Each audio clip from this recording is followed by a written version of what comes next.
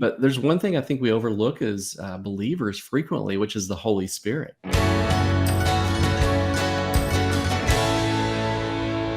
So, again, assessing spiritual maturity when we're choosing a church or we're choosing a mentor, any tips on that? What do we look for?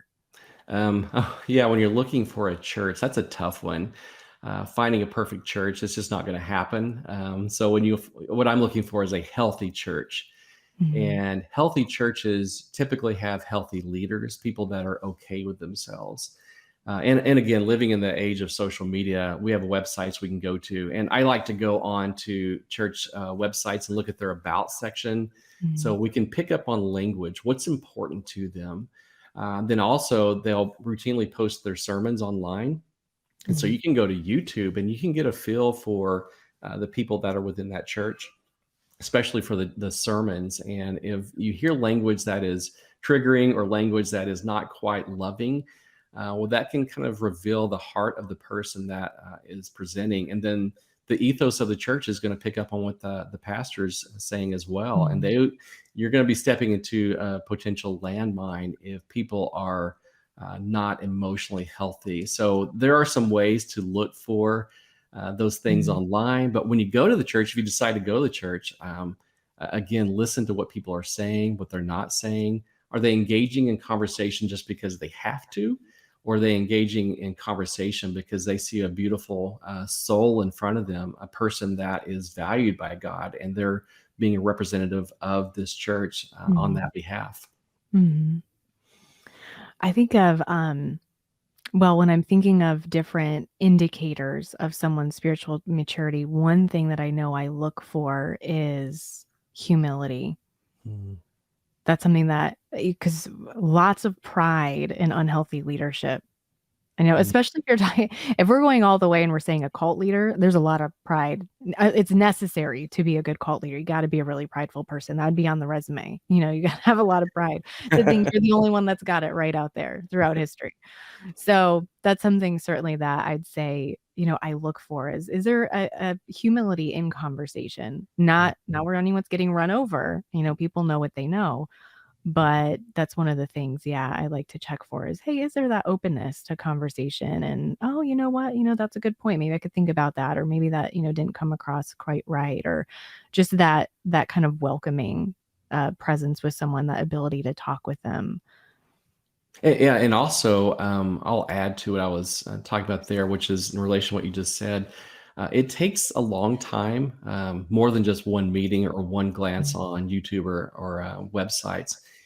You may need to go back, two, three, four times to a church to see long term.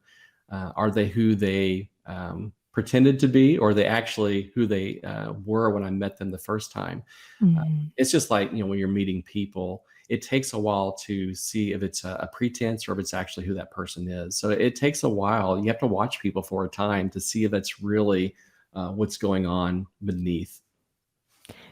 Absolutely. And I want to bring in because I really agree with you, and of course Mary Jo with her book, that I'll probably link as well for people to check out. Just I know that the two of you as a couple have a very healthy view on church and community. Mm. Or at least, let me put it this way, Roger. I'm projecting her view onto you right now because we haven't talked before. So Right. I'm assuming the two of you aren't in some big fight in your household about it and that you're on the same page. Well, hopefully we're on the same page. Yeah, we've been married for, gosh, 29 years as of this January. So You got 20 years on me.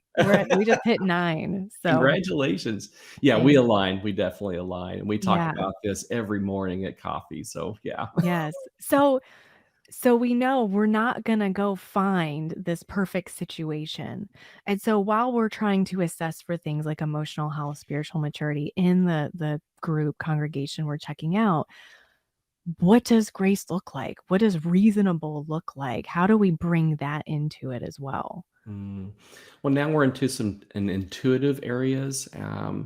And as you lived life for a while, you start to pick up on people and if they're being honest or being fake. Mm. But there's one thing I think we overlook as believers frequently, which is the Holy Spirit.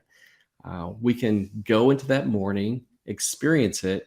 go to lunch, and then the promptings of the Holy Spirit as we ask. The Holy Spirit wants to tell us what we need to know. And if we have a deep spiritual life, a real spirituality, you're going to start to hear from the Holy Spirit, maybe not audibly, but Mhm. you'll have that recognition. When I do my spiritual direction sessions, I talk about dissonance and resonance. So Mhm. resonance being, where are some things that I'm going, okay, this is making sense. I'm feeling some areas that are true and honest there. Dissonance is, man, I'm feeling some friction in this area. Why am I feeling friction? So as you start to recognize how the Holy Spirit is leading you, that leads to your intuition.